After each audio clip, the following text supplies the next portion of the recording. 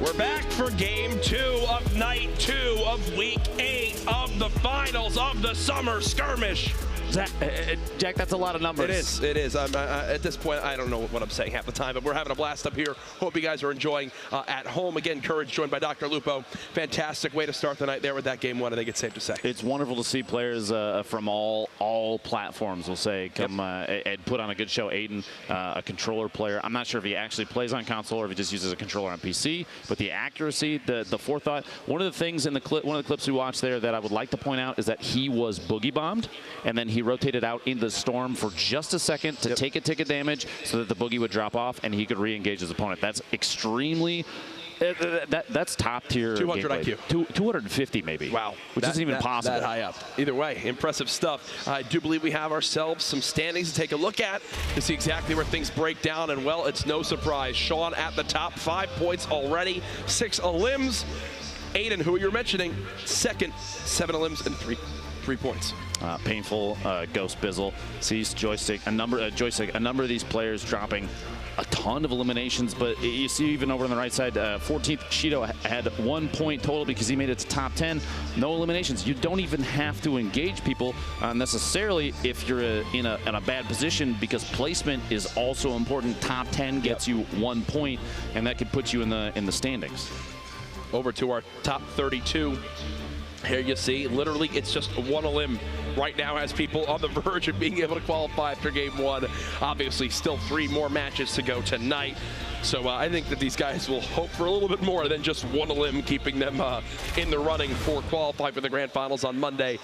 Again, so many people watching online across the internet, people watching live at the venue. Thank you so much for the support we've seen here. A blast to be here at the culminating weekend of the summer skirmish. What an 8 weeks it has been.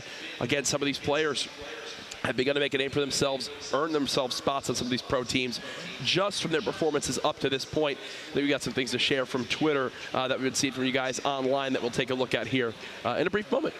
I'm excited. And anything that comes up, make sure if you're putting any clips out there, hashtag Summer Skirmish is super important. Social media engagement, you got to do it. That's what they wanted me to do. I didn't know what he was saying. I got you, Jack. Use the hashtag. There you go. I thought we were pulling up tweets from people. Hashtag Summer Skirmish. Please take clips from anything that you see on the stream, anything, anywhere. Any of this stuff is fantastic content, and share it with your friends. We want to see it all because these are the moments. The moments in these games, they're so high energy, and you have people rotating. There's a lot of really good information to take away. Absolutely. And we're going to try and do as much as we can to relay that information to you as we have it. All right. Well, I think we should be getting into game 2 here momentarily. Either way, that we see some of our front runners so far, how it's all breaking on down, some high elim plays, the admins walking around looking like security guards at a prison, I feel like. Look at everyone's in their booths, everyone's focused and ready. Something to keep in mind about look where at the lobby. Look at everyone lobby. doing the worms together. Doing worms. That is incredible. Really intense stuff. Something to keep in mind about the area that they're playing in. It is totally separate from where we are, so they can't hear a single thing of commentary. There's no outside sound. It's a black box. We see Saint there, a player we've had our eyes on a number of times. Hashtag Saint Squad in the chat. But let's get into game 2, Courage. The final week of Summer Skirmish. Can we get some noise in the arena here, please, at PAX? Players jumping out Haunted Hills, Junk Junction, and even Snobby, potentially engagements happening early. It would surprise me if too many players went to the top of the villain layer. You see one kind of floating in, that white arrow on the left side. The reason being, typically, if the drops are directly under the bus at the beginning of a match, especially in competitive, players, they tend to not necessarily go there because the thought that it might be a high-pressure zone, early engagements can be risky. If you're not on top of your loot, the speed at which you can loot, you can put yourself in a bad position. Now, our winner from last round, Sean, was taken.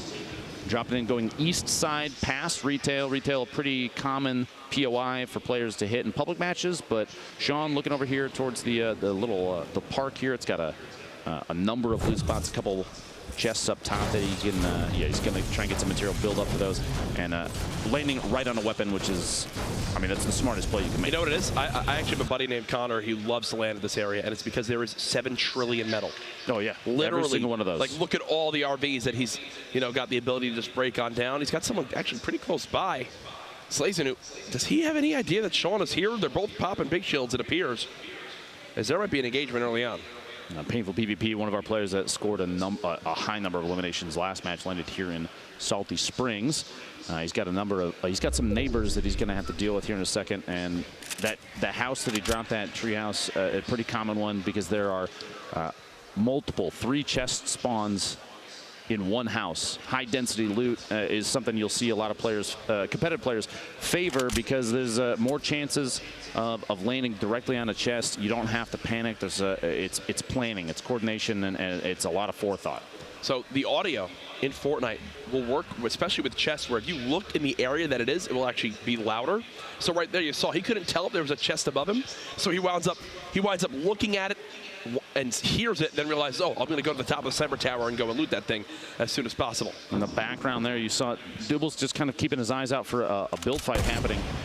Just past him, there was a legendary double barrel already obtained. And Ubernoob in the north side landed at the hotel, a pretty common drop, but he's getting shot at. A little bit of back and forth right here would be a really, really good idea. You don't want to get picked out of midair, especially with only 128 HP. He's doubling back. It looks like he wants this fight. He wants the engagement. The green tank, the green AR, not a terrible loadout early game. No, he just wants to double rift. He's rifting again. He might be. Is he trying to use all the rifts to prevent his opponent from getting out of there? Oh, there he goes. There he goes. Popped his second one. More shots coming out there. Sketch as he's looking to get basically any damage that he can on his target. It's not necessarily about the elimination courage. It's about maybe putting pressure because you get a couple tags on him, especially because rank means quite a bit. Top 10 is a point. He's just trying to get a couple hits on him and hope that maybe somebody else eliminates him. Now Wheels, we saw eliminated late game underneath Durburger, but a quick replay. Divine, a player we were talking about earlier, had a very high blaze. It was a third and a first. Gets the drop on Kutra there.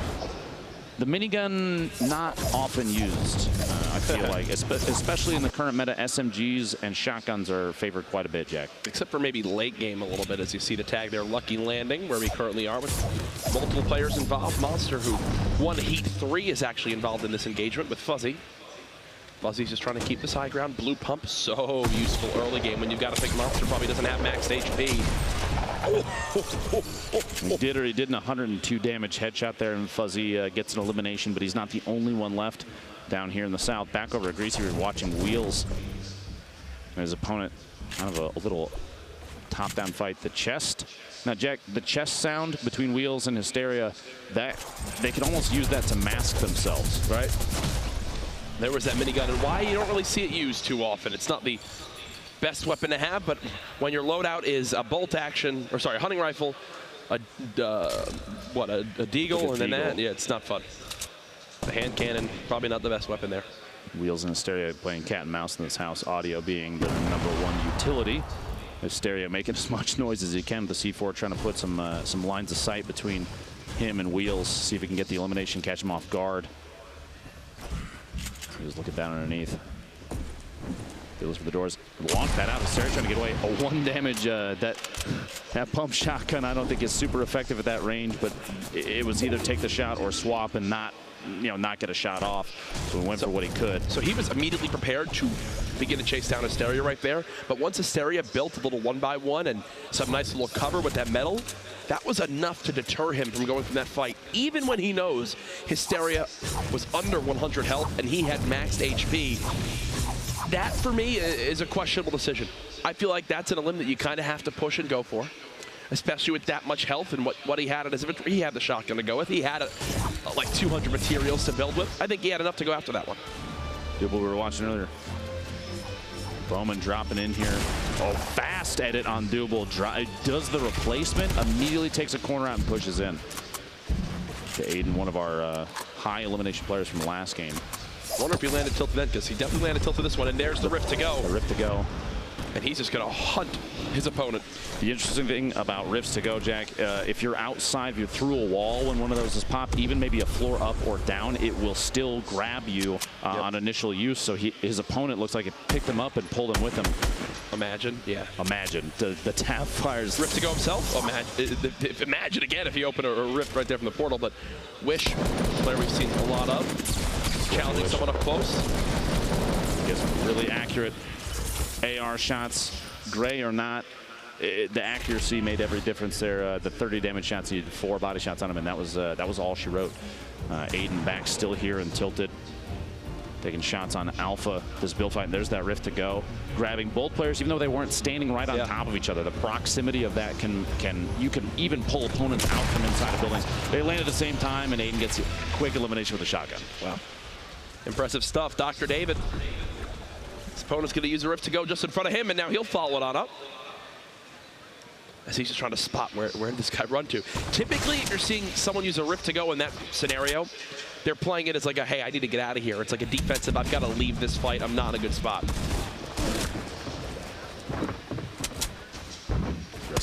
Aydan looks like he potentially missed a jump and had to drop back down and build a bit of cover for himself. Sorry, Cat's Toss, my apologies, got the names backwards there. Aydan, the one with the top-down view, pushing and getting as much damage, and every little bit counts. And he gains knowledge even from just hitting one time, because you can see whether or not the damage is white or blue will tell you whether or not the opponent has shield or if they're down to just HP, and that can make the difference between an aggressive push or maybe slow playing a little bit. And if you're wondering how, and look at this from Aydan. Look at this from Aydan. Jump shot, swapping. This should be a quick little cleanup here for him, you'd think. Here's the minis getting popped. He's going to force this, wanting to make sure his opponent cannot heal through the aggression he's putting on. The drum gun, this 50-bullet clip is so good. Yes, the reload's a little bit longer, but it is so worth it in these spots. He can't get out. It seems he's trapped. Aydan, can he finish the elim? There it is. That 52 damage headshot. Another point earned. This is why even the green drum gun right now is one of the most powerful and 100%. Most utilized weapons, because up close, when you're at the point where there's no damage drop-off, a 52 damage headshot takes an opponent out in 50-bullet clip. 4 hits. 4, if you hit all headshots, and that's incredibly fast. It's pretty good. I'm being honest with you. I think that's the understatement of the century.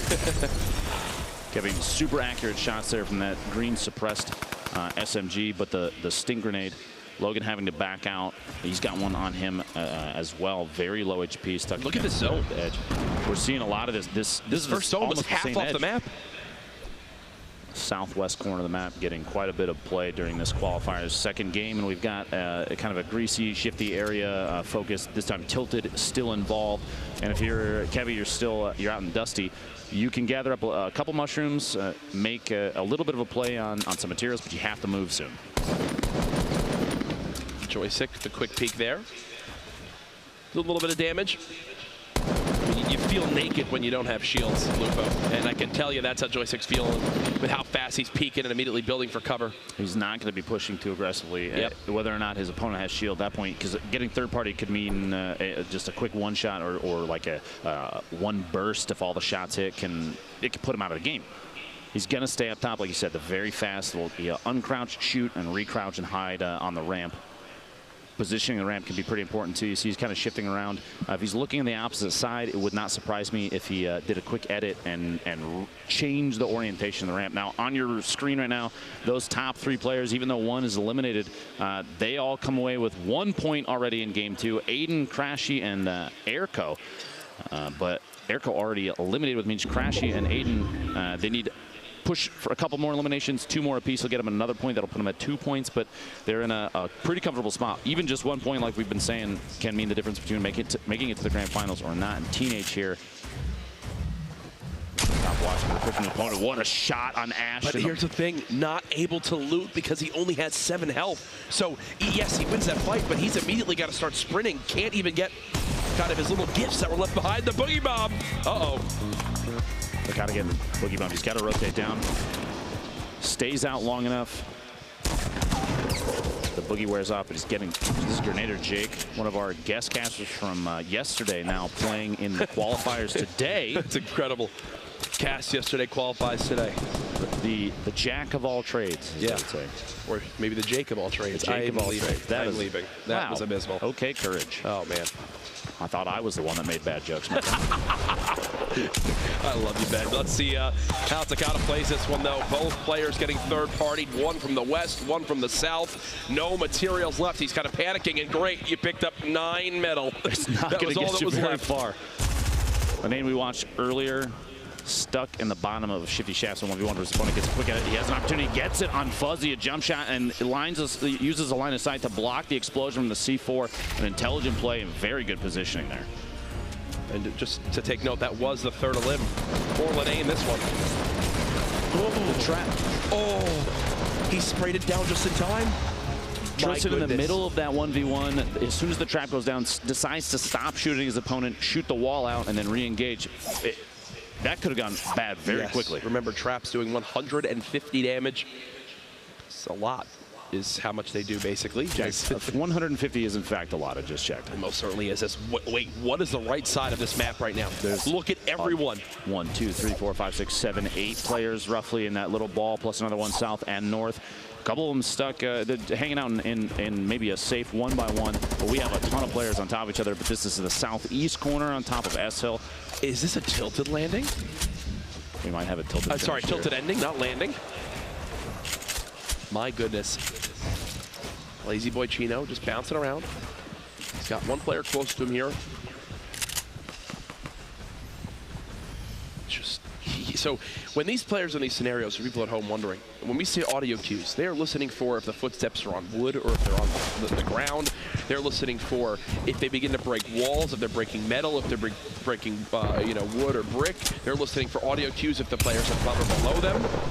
See aydan hunting one down here. Could this be the end? The no. accuracy. aydan, another elim. It's about 4 right now. I feel like if he keeps this consistency, he might set a record thus far for the qualifier eliminations. He's already got 4.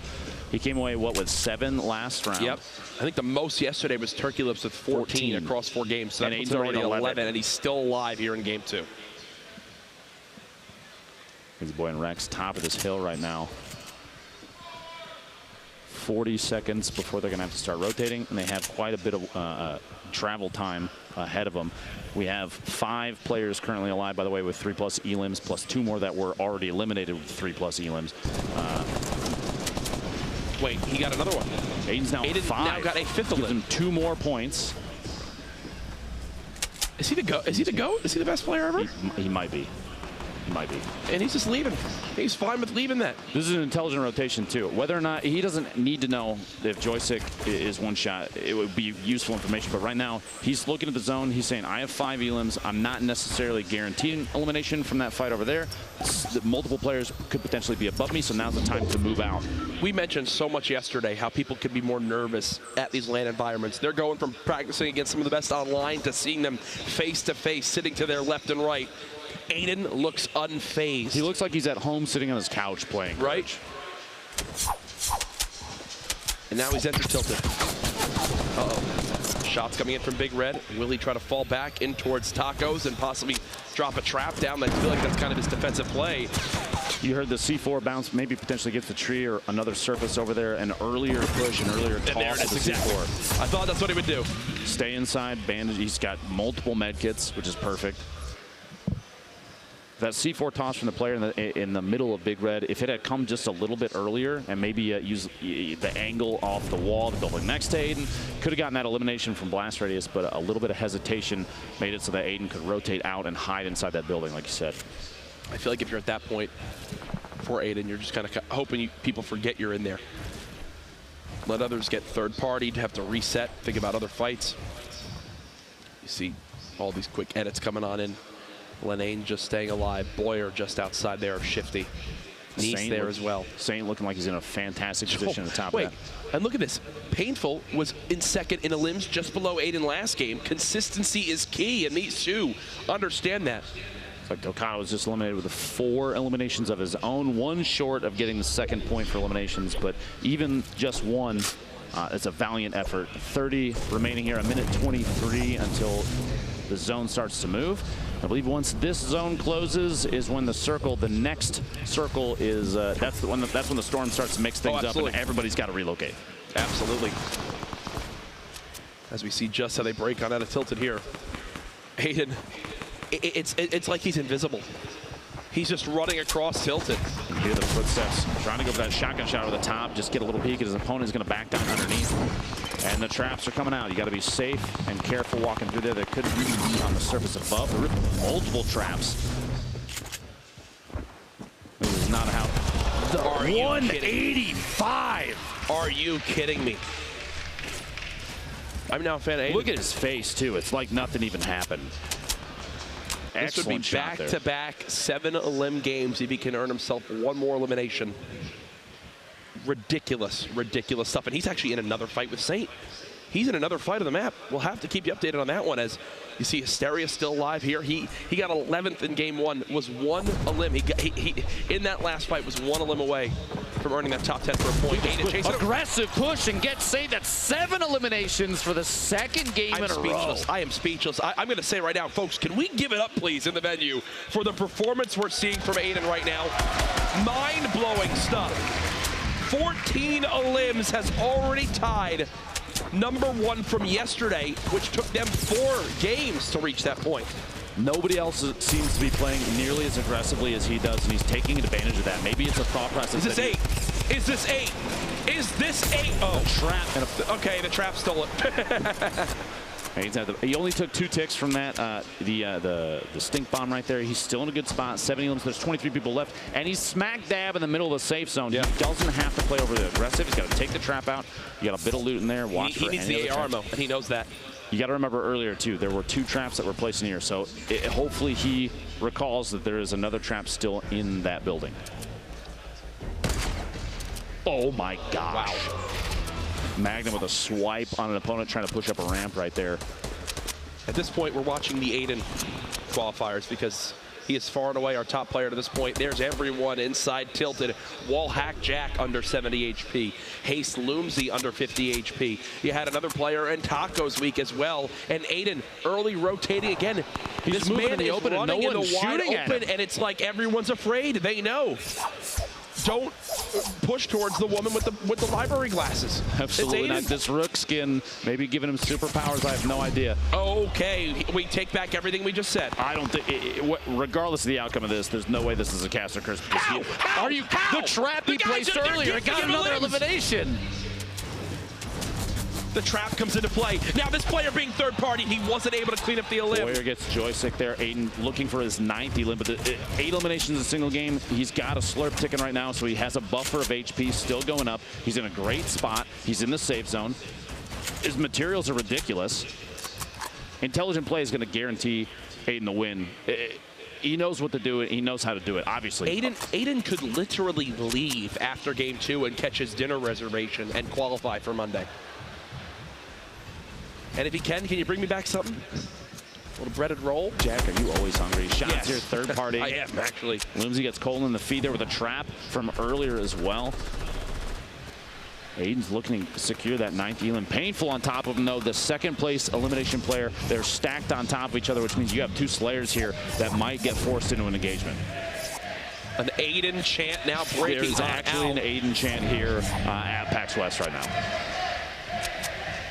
And I'm just in awe as to what I am watching. He's just chilling at the moment. Painful in the same build as well. The Storm beginning to move on in as people will have to follow on up. Wall hack Jack just actually dropped to the zone. 16 players left. The Storm's got 20 seconds till it closes, which means 6 more players go down, and then people start to pick up points based just on their placement. Yep. What does Aydan do here? Looks like he'll just hide on out for now as we swap perspectives for a moment. This is Painful, who's above him in that same structure. 4 limbs, 1 more elimination for Painful, and that'll net him a 2nd point to continue to put him separated from the rest of the pack. And look at everyone in that structure. Painful, Sen Animal, Aydan, Boyer, Loomsy. Saf is still alive with 200 HP as well. Aydan wants this. Slow Aydan's hunting. Play. Actually, okay, no, his ear's itching. Closes his edit out there just to make sure that no one now Aydan's hunting.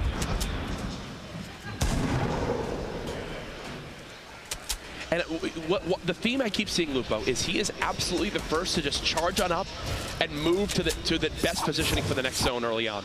I can't tell if it's just an incredible amount of confidence and knowledge that other players are rotating slowly, or if it's so gutsy. Shots coming from above. He's getting 3rd party, maybe even 4th party, 50 HP remaining. He's got to defend with this turbo build as fast as he can. He's trying to edit out. He went for the edit to back out. 8 eliminations. Even more than the first game, Jack. Nobody else is putting up numbers like that except for him right now.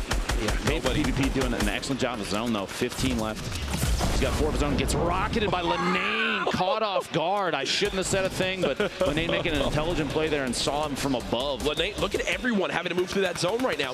Lenane is in a brilliant position to spray on down. Look at all the layers being built, and he says, you know what? I got to catch up with these. Rockets in hand. It's time to throw out the explodes. One drops on in. Gonna collapse everyone to the floor as he continues to build above these players. 9 now left. Everyone's still alive. Just earned a point. Eliminates his teammate there. More pushing out forward. Only 6 left as Lenane continues to keep this high ground. The number of layers, the number of little chambers that are being built here. He needed the materials. He had to go for it. At one point in there, it looked like some players were even holding hands almost. Tristan Hip going down to Boyer, an SMG in the feed, but Lenane has the launcher out. He's looking for it. It's not the only explode he has either, Jack. He has a single C4 left, which could come in key for dropping a structure late game, get an opportunity on another player and timing. Multiple remote explosives being thrown. You see Lenane for a second was wondering if that was his own structure. He only has about 11 more materials he can build. Is he going to try to time this rocket? He is.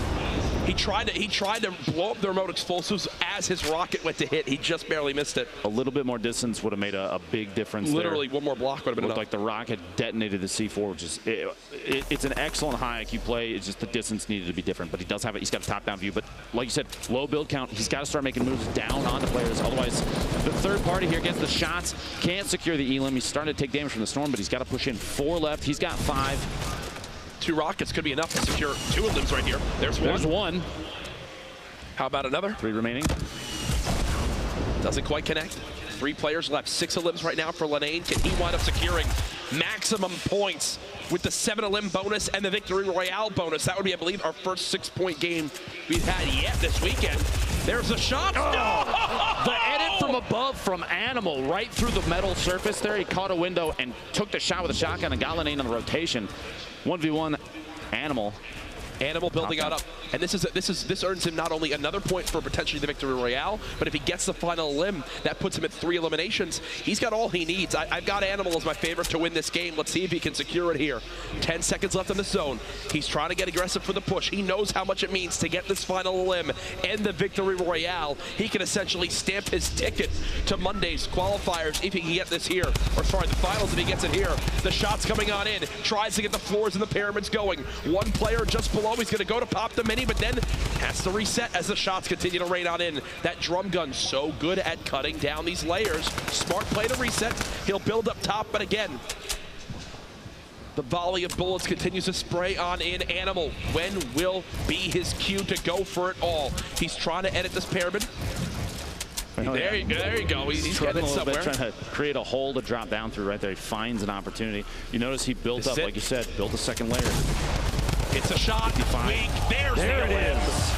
Sap gets cut down. More points earned as we have our victor for game 2.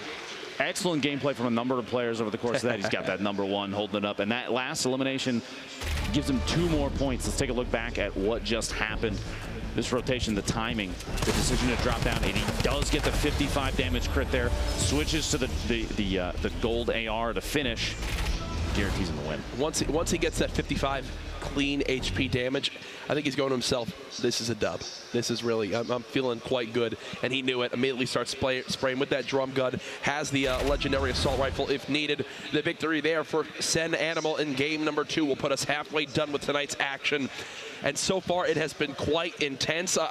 I love, you know someone's going off when there is a Battle Royale game like Fortnite, where there are so many stories, so many players, so much going on, but one player, Aydan, can not only get a chant from the crowd. People were actually yelling his name here. It was incredible. But then the majority of the camera time, because the whole story is him. Well, when you're putting up 8 eliminations in a competitive BR environment, it puts him at 15, which, like you were saying before, Turkey Lips yesterday had 14, but I think Aydan right now has the most eliminations in any qualifier thus far. And we're not even done. We have tomorrow as well. We have 2 more games tonight. He could continue a tear. And he's playing in a way that we haven't seen anybody else thus far play.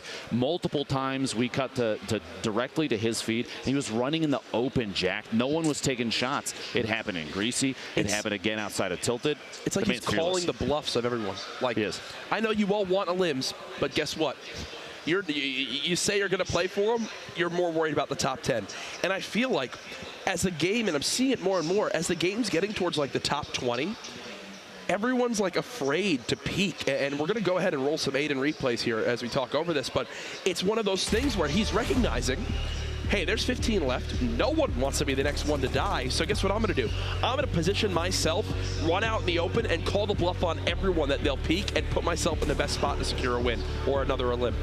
It's incredible to see gameplay from players like this. And the other thing I've noticed about the way that he's been playing, more so, especially in the first game, he's taking loadouts that are not necessarily common. Right there, he has one that you'll see quite a few players run, but even the first game, he had the purple burst. He had a compact SMG, which a lot of players are choosing the drum gun over it just because of the pure amount of damage it can do up close. And it seems like he's versatile with whatever he's running. Here it is again.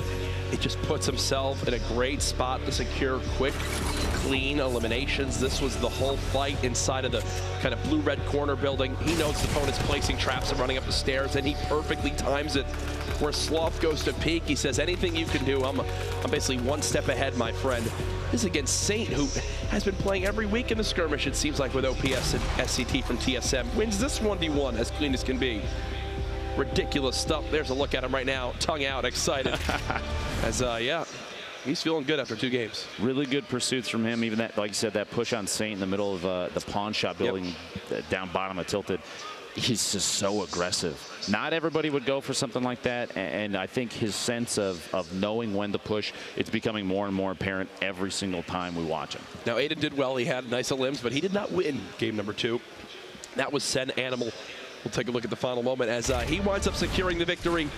And again, the difference in what 2 points could be here, Dr. Lupo, is massive on the grand scale of things. Now, aggressive gameplay might be one thing, but Animal actually, right there, you see he was the one to eliminate aydan, saying you might be taking out the riffraff, but I'm going to take you out, and he secures that elimination. Also gets the win right here, eliminating Saf as the last one.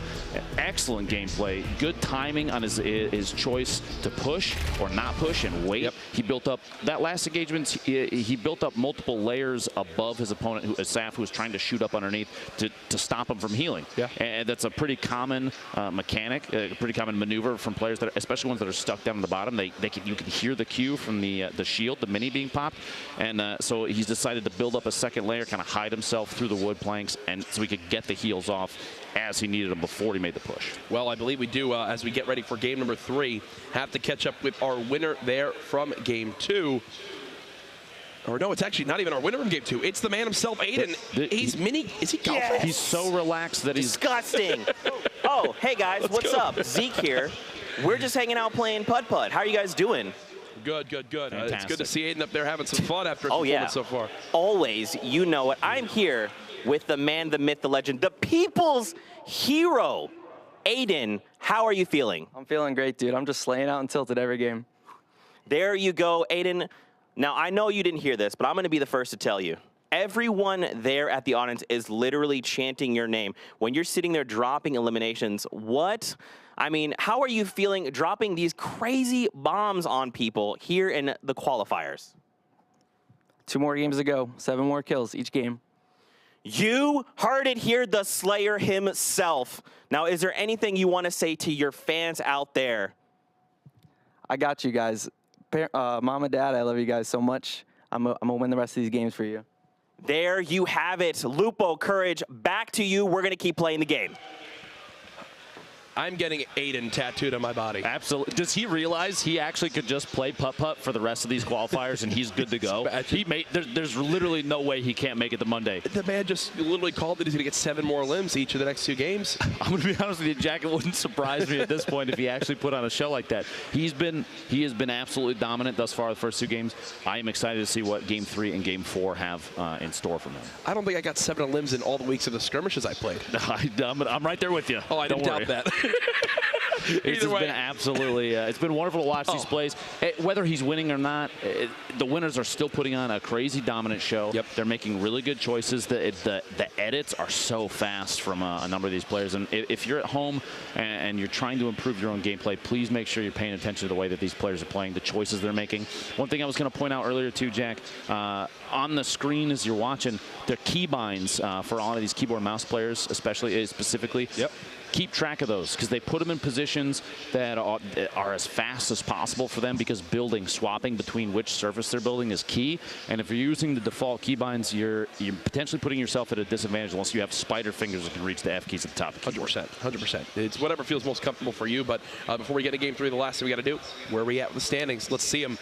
Where is everyone at? And wow, 15 eliminations, 6 points total, and like you said, 1 point from the qualifiers yesterday was enough to put you in. That's 6 times qualification potentially for Aydan already. Can you see why we're talking so much about him? I'm sorry if people get mad at us, because look at that. Being said, Sean was played yesterday and didn't make it through, but today he's putting on an excellent show, and he's not the only one. Animal, Painful, Boyer, you have a number of players here bringing home high elimination counts. On the right side, Tokana, 7 eliminations, putting him at 2 points, another 5.